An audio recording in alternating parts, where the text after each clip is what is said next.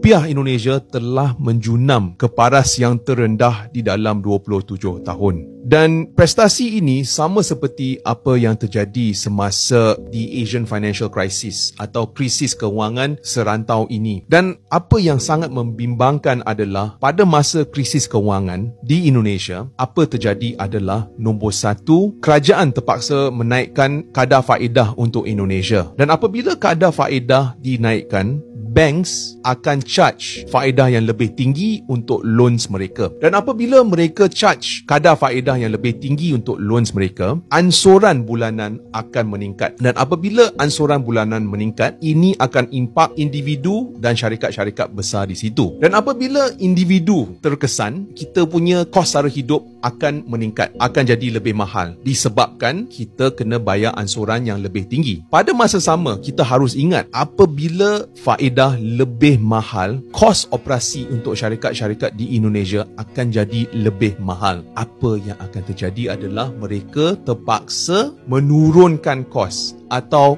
cut kos. Dan apa yang mereka buat adalah untuk melepaskan staf-staf mereka. Itu nombor dua. Nombor tiga adalah kadar pengangguran naik di Indonesia. So, cuba bayangkan.